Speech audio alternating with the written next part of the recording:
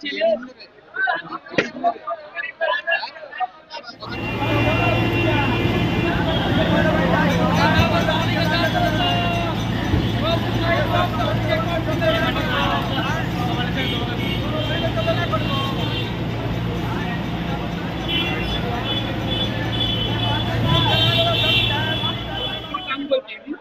এখন এখানে আপনার 800 গ্রাম সাইজের মাছ 1500 টাকা দাম চাচ্ছে, সেই জন্য মাছ বিক্রি হচ্ছে না। মাছের দামটা কমলে 1000 টাকা আসলে তাহলে বিক্রি হবে।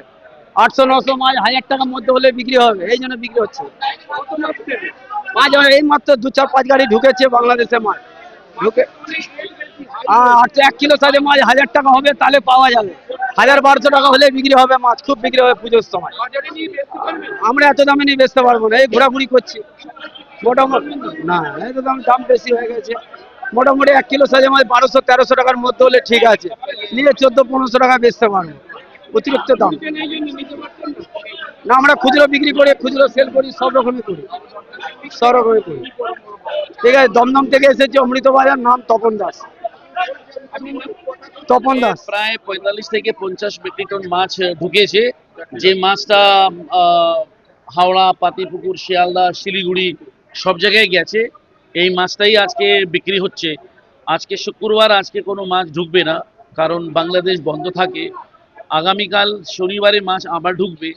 তো মাছের ল্যান্ডিং কম আছে, এই কারণে মাছটা কম ঢুকছে, আর দামটাও একটু হাই আছে। তো দেখা যাক কি হয়, সামনে আরো বেশি করে মাছ ঢুকবে আশা করি। তবে আমাদের তো কোনো ফিক্স রেট নেই, আমরা তো অকশনে বিক্রি করছি মাছ। তো কোনোটা 1700, কোনোটা 1600 এরকম করে বিক্রি হচ্ছে, কমও আছে, 1500-1400 আছে, কারণ মাছের সাইজ বিভিন্ন সাইজ আছে। 800 গ্রাম থেকে নিয়ে 1 কেজির উপর মাছ আছে। প্রথম দিন আজকে প্রথম দিন আছে, মাছ কম আছে। তারপর প্রথম দিনে একটু দাম বেশি, কিন্তু আমি আশা করি যে সামনে উইকে মাছের দামটা কমবে, যেহেতু ল্যান্ডিংটাও আশা করি যে বেশি করে হওয়া উচিত। তো দেখা যাক, বাট আমরা খুশি এই কারণেই যে অন্তত আমরা মাছটা আনতে পেরেছি।